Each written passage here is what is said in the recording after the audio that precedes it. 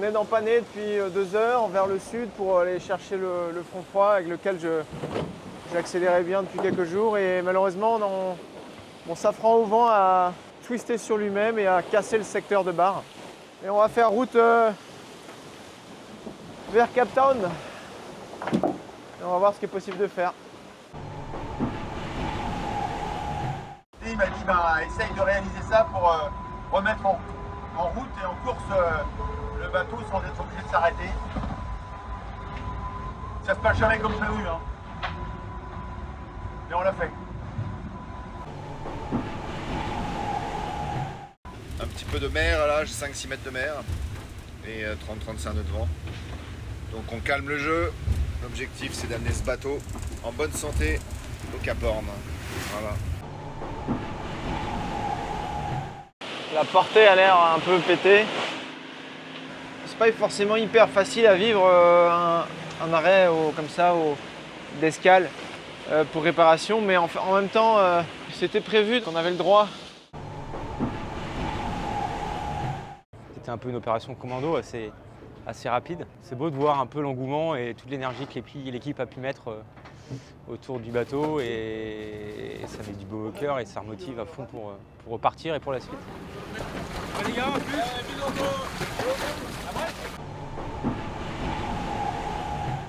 Bonjour tout le monde.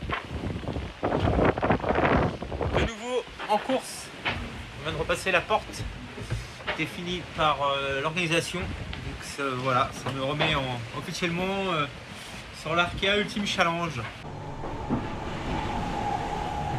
Ça fait 20 jours qu'on est parti, bientôt 3 semaines. Et on se rapproche du Cap Lewin. Alors, ça envoie un peu en ce moment. Il y a de la mer, il y a du vent.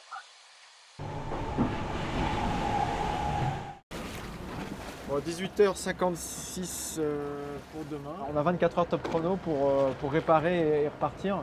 Je ne peux pas faire autrement. Fatalement, la pièce que j'ai cassée, elle n'est pas réparable. Pendant ce temps-là, moi je vais sûrement aller me reposer un petit peu à l'hôtel, prendre une douche, ça va faire du bien.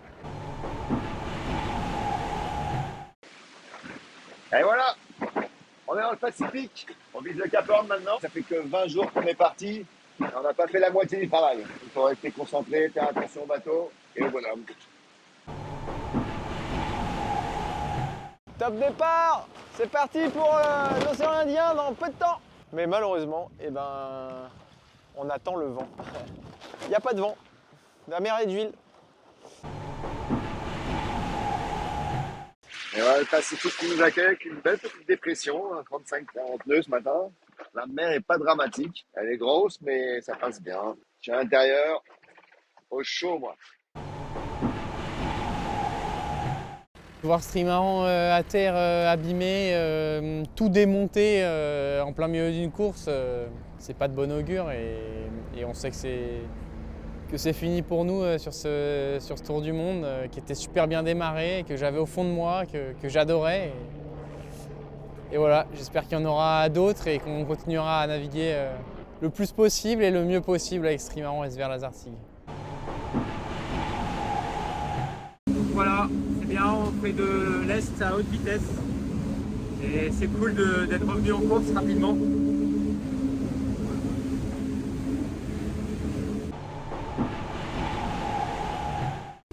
Voilà, le jour se lève par 57 sud, c'est quasiment le plus sud où je vais aller un petit peu plus encore bientôt, là, 58, 59.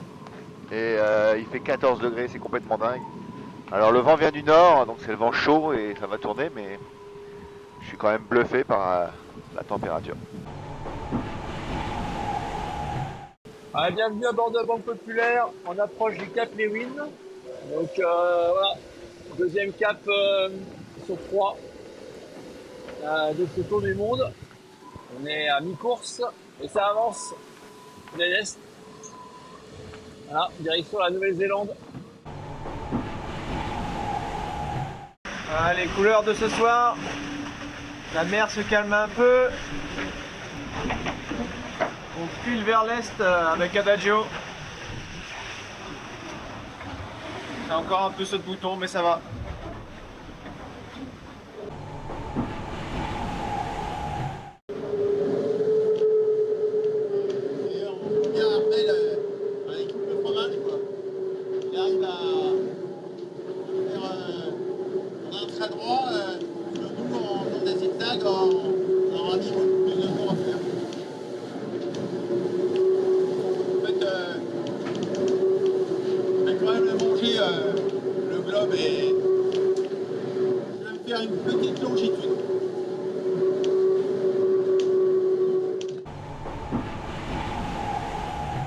Il y a encore quelques heures, j'étais tout seul au large.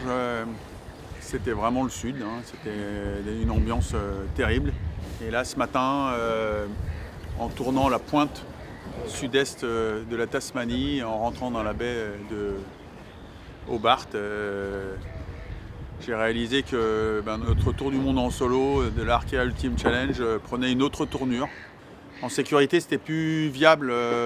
On a un balcon avant qui s'était désolidarisé de la coque.